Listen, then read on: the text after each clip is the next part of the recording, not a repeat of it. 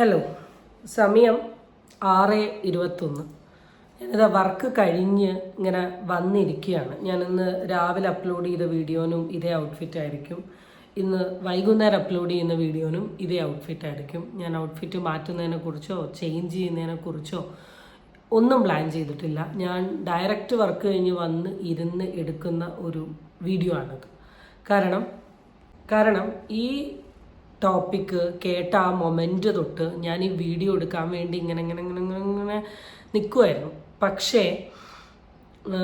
എൻ്റെ ജോലി സ്ഥലത്ത് നിന്ന് എനിക്ക് വീഡിയോ എടുക്കാനുള്ള ഒരു ടൈം ഒന്നും കിട്ടാത്ത ഒരു ദിവസമായിരുന്നു. അത് ഞാൻ നേരെ കയറി വന്ന് അമ്മയോടെ നമ്മൾ ഫുഡ് വേണ്ട, ആദ്യം ഒരു വീഡിയോ എടുക്കണം എന്ന് പറഞ്ഞ് ഞാൻ വന്നത്. കാരണം ഇത്രയും വൃത്തികെട്ട ഉള്ള സ്ഥലങ്ങളിൽ ജീവിക്കേണ്ടി വന്നതിൽ കുറ്റബോധം തോന്നുന്നു എന്നാണ് എനിക്ക് പറയാനുള്ളത്. കാരണം എനിക്കിതിൽ ഒരു ന്യൂസും എനിക്ക് ആഡ് ചെയ്യണ്ട, എനിക്കിതിലൊരു വീഡിയോ ക്ലിപ്പിങ്സും എനിക്ക് ആഡ് ചെയ്യണ്ട. നിങ്ങളെല്ലാവരും, എൻ്റെ ഈ വീഡിയോ കാണുന്ന എല്ലാവരും ഈ ന്യൂസിനെ പറ്റി അറിഞ്ഞിട്ടുണ്ടാവും. ആദ്യം തന്നെ ഒരു ഡിസ്ക്ലെയിമർ എന്ന രീതിയിൽ ഞാൻ പറയുകയാണ്. ചിലപ്പോൾ എൻ്റെ കയ്യിൽ നിന്ന് ചില വാക്കുകൾ വിട്ടുപോകാം, എൻ്റെ കയ്യിൽ നിന്ന് ഞാൻ പറയുന്ന കാര്യങ്ങൾ പോവാം.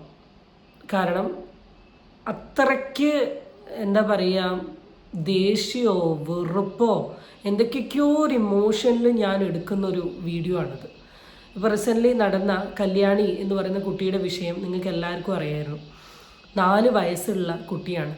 ആ കുട്ടീനെ അമ്മ ആദ്യം കുട്ടീനെ കാണുന്നില്ല എന്നായിരുന്നു ഉണ്ടായിരുന്നത്. അതിന് ശേഷം കുട്ടീനെ കിട്ടുന്നു. കിട്ടിക്കഴിഞ്ഞതിന് ശേഷം ആര് ചെയ്തു എന്നൊരു ചോദ്യം വരുന്നു. ചോദ്യം വന്ന സമയത്ത് അമ്മ എന്ന് പറയുന്നൊരു കണ്ടുപിടുത്തത്തിലോട്ട് പോകുന്നു.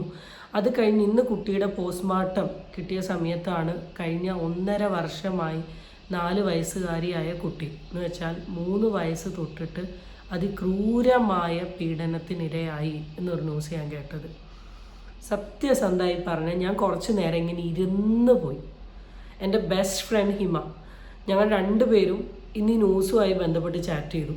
അവളാണ് എനിക്ക് മെയിനായിട്ട് മെസ്സേജ് അയച്ച് പറഞ്ഞത്, അമ്മീ നീ ഒരു ടോപ്പിക്ക് കണ്ടോന്ന്. കാരണം ഞാൻ വർക്കിന് പോയാൽ പിന്നെ വർക്കാണ്, പിന്നെ അവിടെ എനിക്കിങ്ങനെ ഈ ന്യൂസോ കാര്യങ്ങളോ ഒന്നും കാണാനുള്ള ടൈം ഉണ്ടാവില്ല. അവൾ പറഞ്ഞു കഴിഞ്ഞ് ഞാൻ പറഞ്ഞു ഇല്ല ചിക്കു ഞാൻ നോക്കണം എന്ന് പറഞ്ഞു. അതിനുശേഷം ഞാനിരുന്ന് ആ ന്യൂസ് ഫുള്ള് കണ്ടു. ഞാനിപ്പോൾ ഇവിടെ വീട്ടിൽ വന്നിരുന്നതിന് ശേഷം കുറച്ച് നേരം ന്യൂസ് കണ്ട സമയത്ത് ഞാനിങ്ങനെ ഇരുന്ന് പോയി എന്ന് വെച്ചാൽ ഒരു 3 വയസ്സുള്ള കുട്ടീനോട് വരെ ഇത്ര മോശമായി പെരുമാറുന്ന ഒരു മനുഷ്യൻ, അവനൊക്കെ ഈ ലോകത്ത് ജീവിക്കാൻ പാടില്ല.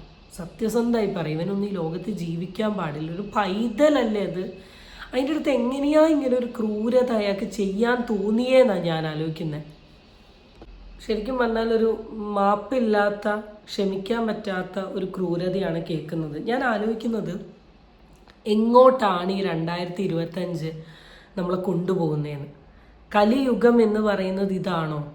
എനിക്ക് ഈ ചെയ്ത നാറീൻ്റെ വീഡിയോ നിങ്ങൾ കണ്ടോന്ന് എനിക്കറിയില്ല.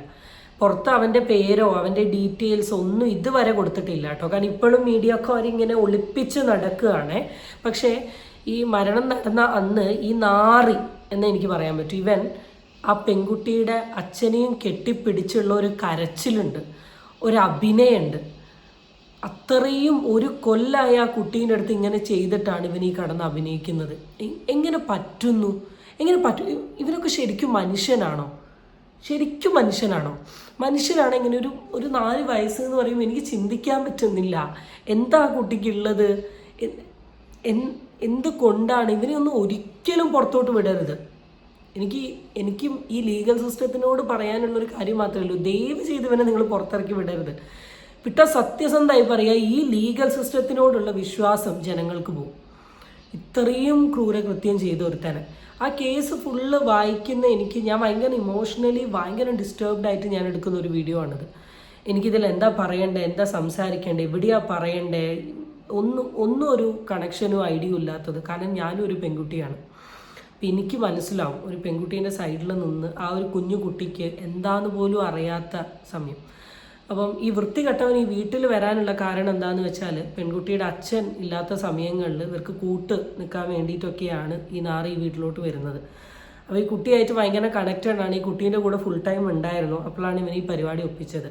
ആൻഡ് കുട്ടിയുടെ അമ്മയ്ക്ക് ഇത് അറിയായിരുന്നു. എന്ന് വെച്ചാൽ ഇവൻ പറഞ്ഞ കാര്യമാണ്, അമ്മയ്ക്ക് ഇത് ഓൾറെഡി അറിയായിരുന്നു. കുട്ടി അമ്മയുടെ അടുത്ത് പറഞ്ഞിട്ടുണ്ട്, അമ്മ എന്നിട്ട് ഇവനെ തല്ലിയിട്ടുണ്ട്. നീ എന്തിന്, എനിക്ക് മനസ്സിലാവാത്തത് ആ അമ്മ എന്തിനാണ് ഈ കുട്ടീനെ കൊണ്ടുപോയി ഇങ്ങനെ ചെയ്തത്? ആരാ ഇതിൽ തെറ്റ് ചെയ്തത്? ഈ നാറിയല്ലേ? ഒരു കൊല്ലം ഈ നാറി ചെയ്തുകൊണ്ട് നിൽക്കുന്നില്ലേ? നിങ്ങൾക്ക് ഒരിക്കലും നിങ്ങളുടെ ഭർത്താവിൻ്റെ അടുത്തോ കുടുംബത്തിലുള്ള ഒരാളുടെ അടുത്തോ നിങ്ങൾക്ക് പറയാൻ തോന്നിയില്ലേ?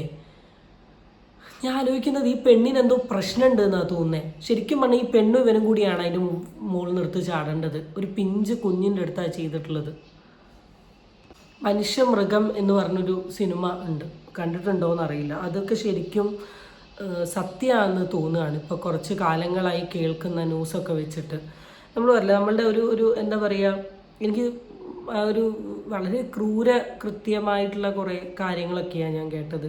എനിക്ക് ആ ന്യൂസ് കൂടുതൽ റെഫർ ചെയ്ത സമയത്ത് എനിക്ക് അധികമൊന്നും ഇവിടെ വന്നിട്ട് പറയാൻ പറ്റുന്നതായ കാര്യങ്ങളൊന്നും അല്ല ഉള്ളത്. കാരണം അതിൻ്റെതായ ചില ഇതുണ്ട്. ഇതിനിപ്പോൾ ഇതൊരു ലൈംഗിക വൈകൃത രോഗമാണ് എന്നൊക്കെ പറഞ്ഞു വരും. പക്ഷെ ഇങ്ങനത്തെ ഒക്കെ ആൾക്കാർ ഈ ലോകത്ത് നിന്നിട്ടുണ്ടെങ്കിൽ നമ്മളെങ്ങനെ ജീവിക്കുക? സ്വന്തം വീട്ടിൽ പോലും പ്രൊട്ടക്ഷൻ ഇല്ലേ? അച്ഛനും അമ്മയ്ക്ക് പോലും പ്രൊട്ടക്റ്റ് ചെയ്യാൻ പറ്റുന്നില്ലേ? ഇങ്ങനൊരവസ്ഥയിൽ കൂടെ കടന്നു പോകുന്ന കലികാലം എന്നൊക്കെ പറയുകയാണെങ്കിൽ അത് കുറഞ്ഞു പോകുന്നതാണ് എനിക്ക് ശരിക്കും പറഞ്ഞാൽ എനിക്ക് തോന്നുന്നത്.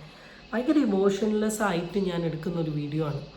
സത്യസന്ധമായി പറഞ്ഞാൽ ഞാൻ ആ നാട്ടിലെങ്ങാനും ആണെങ്കിൽ ഞാൻ ഡെഫിനറ്റ്ലി ഈ വീട്ടുകാരെയൊക്കെ പോയി ഞാൻ കണ്ടേനെ. എന്നിട്ട് പറ്റുമെങ്കിൽ ഈ നാറീനൊന്നും ഞാൻ കണ്ടേനെ. എനിക്ക് പറയാൻ പറ്റുന്ന ഒരു നാലെങ്കിലും ഞാൻ മുഖത്ത് നോക്കി പറഞ്ഞേനെ. എനിക്ക് ഉറപ്പാണ് ഇവനെ നീ സപ്പോർട്ട് ചെയ്യുന്ന ലീഗൽ സിസ്റ്റം ആയിരിക്കും. സീരിയസ്ലി പറയാം, സപ്പോർട്ട് ചെയ്യുന്ന ലീഗൽ സിസ്റ്റം ആയിരിക്കും. അവനിനി പുറത്ത് വിടാം. എനിക്ക് പുറത്ത് വിട്ടിട്ടുണ്ടെങ്കിൽ സത്യസന്ധമായി പറയാം, നിങ്ങളെ പണി എടുക്കണ്ട, കോടതി ഇറങ്ങിപ്പോയിക്കോ, ഈ കോടതിയൊന്നും വേണ്ട. പണ്ടത്തെ രാജഭരണം കൊണ്ടുവരാം, എന്നാലെങ്കിലും എന്തെങ്കിലുമൊക്കെ ഒരു കാര്യം ഉണ്ടാവും. ഒരു കാര്യമില്ല. ഈ നാറീനെ എങ്ങാനും പുറത്ത് വിട്ടിട്ടുണ്ടെങ്കിൽ സത്യസന്ധമായി പറയാം, നമ്മൾ ഇങ്ങനത്തെയൊക്കെ പ്രശ്നങ്ങൾക്ക് ഒരു റീസൺ എന്ന് പറയുന്നത് നമ്മളുടെ ലീഗൽ സിസ്റ്റം.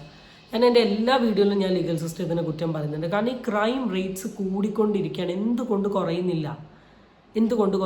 ഒരു കേസ്, ഒരു കുട്ടീൻ്റെ ഇപ്പം ഈ ഒരു കേസ് കൊണ്ട് നിങ്ങൾ നോക്കിക്കോ എത്ര കൊല്ലം പോകുന്നു. ഇവനെ ഒന്ന് ജയിലിലിടണമെങ്കിൽ എത്ര കൊല്ലം പോകുന്നു നോക്കി. ഇവനെ നാളെ അവിടെ കൊണ്ടുപോയി, ഇവിടെ കൊണ്ടുപോയി, അപ്പുറത്ത് കൊണ്ടുപോയി, അതിൻ്റെ അപ്പുറത്ത് കൊണ്ടുപോയി, അതിൻ്റെ തുമ്പ് കൊണ്ടുപോയി, ഇങ്ങനെ കിടക്കും. എന്നിട്ട് ലാസ്റ്റ് കേസ് പോവും, അപ്പുറത്ത് ഏതെങ്കിലും ഒരാൾ വരും. പിന്നെ ആകെയുള്ളൊരു ഗുണം എന്താണെന്ന് വെച്ചാൽ വാദിക്കാൻ ആളൂരുണ്ടെങ്കിൽ ഉറപ്പാണ് രക്ഷപ്പെട്ടു. കുട്ടി അങ്ങോട്ട് പോയി എന്തോ ചെയ്തു എന്നൊക്കെ പറയും. സത്യസന്ധമായി ഞാൻ പറയാം, this is what happening today. ഇതാണ് ഇപ്പോൾ ഈ കാലത്ത് നടക്കുന്നത്, ഫ്രണ്ടോട്ട് നടക്കുന്നത്. നമ്മൾ ഭയങ്കര സ്പീച്ച്ലെസ് ആവുന്ന ഒരു മൊമെൻ്റ് ഇല്ലേ? ഞാൻ സത്യം പറഞ്ഞ ഈ മൊമെൻറ്റാണ്. ഞാൻ ഈ വീഡിയോ തുടങ്ങുന്ന സമയത്ത് ഞാൻ കരുതിയത് എൻ്റെ വായന്ന് പലതും വീണു പോവും, അല്ലെങ്കിൽ പലതും ഞാൻ പറഞ്ഞു പോകും എന്നൊക്കെ കരുതിയാണ് ഞാൻ ഈ വീഡിയോ എടുത്തത്. പിന്നെ എനിക്കൊന്നും പറയാൻ പറ്റിയില്ല. കാരണം ഇങ്ങനത്തെ പരനാറികളെ പറ്റി സംസാരിക്കാനുള്ളൊരു പ്ലാറ്റ്ഫോം അല്ല ഇത് എന്നാണ് എനിക്ക് തോന്നുന്നത്. കാരണം ഇവനെയൊന്നും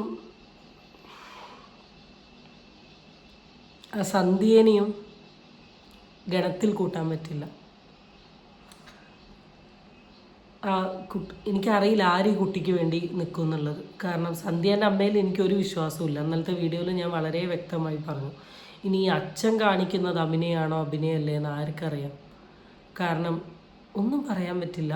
നമ്മൾ ഈ കേസിൻ്റെ ഫസ്റ്റ് ടു ലാസ്റ്റ് കാണുമ്പോൾ ഈ ചുറ്റുമുള്ള ഒറ്റ നാറികൾക്ക് നല്ലതാണെന്ന് എനിക്ക് തോന്നുന്നില്ല. സത്യസന്ധമായി പറയാം, ഒറ്റ നാറികൾ നല്ലതാണെന്ന് എനിക്ക് തോന്നുന്നില്ല. ഇതിന് ഇവിടെ ഒരു കൺക്ലൂഷൻ വരും, എവിടെ ഇനി ഫസ്റ്റ് വരും, ഇനി എന്താ ഞാൻ കേൾക്കാൻ പോകുന്നതെന്ന കാര്യത്തെക്കുറിച്ചിട്ടൊന്നും സത്യസന്ധമായി പറഞ്ഞാൽ എനിക്കറിയില്ല. എൻ്റെ മെൻ്റലിയും ഇമോഷണലിയും ഫിസിക്കലിയും ഒക്കെ ഈ ലോകത്ത് ജീവിക്കാനുള്ള താല്പര്യം പോയി. നമ്മുടെ ഈ അടുത്ത റീസെൻ്റ്ലി നടന്നൊരു കേസില്ലേ, വണ്ടി ഇടിപ്പിച്ച് ഒരു പയ്യനെ കൊന്നൊരു കേസ്, CSF. അതിൽ അമ്മ പറഞ്ഞ പോലെയാണ്, കേരളത്തിൽ ജീവിക്കാൻ തോന്നുന്നില്ല എന്ന് പറയുന്നത് സത്യമാണ്. കാരണം തീരെ സേഫ്റ്റി ഇല്ലാത്തൊരു നാടാണ്. ഇവിടെ ജീവിച്ചിട്ടുണ്ടെങ്കിൽ എന്ന് വേണമെങ്കിലും മരിക്കുക, ആരെയും കുത്തിക്കൊല്ല, ആരെയും വെട്ടിക്കൊല്ല, അല്ലെങ്കിൽ കഞ്ചാവ് അടിച്ച് കൊല്ല, അല്ലെങ്കിൽ തലക്കെ അടിച്ച് ആക്കുക, എന്ത് വേണമെങ്കിലും നടക്കാം. തീരെ സേഫ്റ്റി ഇല്ല. ഇവിടെ നിന്നൊക്കെ വേറെ ഏതെങ്കിലുമൊക്കെ നാട്ടിൽ പോയിട്ടുണ്ടെങ്കിൽ പിന്നെയും സേഫ്റ്റി ഉണ്ടാവുമെന്ന് എനിക്ക് തോന്നുന്നത്. നമ്മളുടെ സംസ്കാരത്തെയും നമ്മളുടെ ധർമ്മത്തെയും എല്ലാത്തിനെയും ഭയങ്കര ഇങ്ങനെ ചേർത്ത് പിടിച്ച് വലിയ ആട്യത്തിൽ പറയുന്നുണ്ട്. ഒരു ഇതുമില്ല, ഒരു മാങ്ങാണ്ടിയില്ല. ഇതൊക്കെയല്ലേ ഈ കേരളത്തിൽ നടക്കുന്നത്. കേരള ഗോഡ്സ് ഓൺ കൺട്രി എന്നൊന്നും ഇനി പറയല്ലേ, എൻ്റെ പൊന്നു മക്കളെ പറയല്ലേ. ഗോഡ്സ് ഓൺ കൺട്രിയൊക്കെ മാറി നിൽക്കും കേരളത്തിന് മുമ്പിൽ. സത്യസന്ധമായി പറയും, ഈ ഒരു പോക്ക് പോവുകയാണെങ്കിൽ ഇതിനപ്പുറം കേൾക്കേണ്ടി വരും. 2025 തൊട്ട് തുടങ്ങിയ ജാനുവരി തൊട്ടിട്ട് ഇപ്പോൾ ജാനുവരി, ഫെബ്രുവരി, March, April, May 5th month ആയിട്ടേ ഉള്ളൂ. ഈ 5th മന്തിനുള്ളിൽ എന്തൊക്കെ തരത്തിലുള്ള കേസ് നമ്മൾ ഡിസ്കസ് ചെയ്തു എന്നൊന്ന് ആലോചിച്ച് നോക്കും. എന്തൊക്കെ തരത്തിലുള്ളത്, മനുഷ്യപ്പെറ്റെന്നോ അല്ലെങ്കിൽ എന്താ പറയുക, മനുഷ്യന്മാർ ചെയ്യുന്ന കേസുകളല്ലാത്ത മൃഗങ്ങളെക്കാളും ദയനീയമായ കേസുകളാണ് നമ്മൾ കേൾക്കുന്നത്. ഇനി അങ്ങോട്ട് എന്തൊക്കെ കേസുകൾ കേൾക്കുന്നതാണ് ഞാൻ ആലോചിക്കുന്നത്. ടു ദ ലീഗൽ സിസ്റ്റം, ഈറ്റിങ്ങുള്ള ലീഗൽ സിസ്റ്റത്തിനോടൊന്നും പറഞ്ഞിട്ട് ഒരു മാങ്ങാണ്ടിയുമില്ല. എനിക്ക് പറഞ്ഞത്, ഈ വീഡിയോ കാണുന്നത് 2 ആളാണെങ്കിൽ 3 ആളാണെങ്കിൽ അല്ലെ ഒരു വ്യൂ ആണെങ്കിലും എനിക്ക് ആ വീഡിയോ കാണുന്ന ഒരാളുടെ അടുത്ത് പറയാനുള്ള ഒറ്റ കാര്യമല്ലോ, ദയവ് ചെയ്ത് ഇങ്ങനത്തെ കാര്യങ്ങൾ സഹിച്ച് നിങ്ങൾ ജീവിക്കരുത്. മസ് ഫോട്ട് ഫോർ ഇറ്റ്. ഇങ്ങനത്തെ ഈറ്റുങ്ങളെ കൊന്നാലും ഒരിക്കലും നിങ്ങൾക്കോ നിങ്ങളുടെ മക്കൾക്കോ നിങ്ങളുടെ കുടുംബത്തിലുള്ള ആരെങ്കിലും ഇങ്ങനത്തെ ഒരു ബുദ്ധിമുട്ട് അനുഭവിക്കുന്നുണ്ടെങ്കിൽ എത്രയൊക്കെ പാടുവിട്ടിട്ടാണെങ്കിലും ഇനി നിയമത്തിൻ്റെ കയ്യിൽ നിന്ന് കിട്ടിയില്ലെങ്കിലും നിങ്ങൾക്ക് കിട്ടേണ്ട നീതി നിങ്ങൾ കിട്ടിയേ പറ്റും. അപ്പോൾ ഗോഡ്സ് ഓൺ കൺട്രിയിനോട് വണക്കം, അധികം ഒന്നും പറയാനില്ല. ബൈ.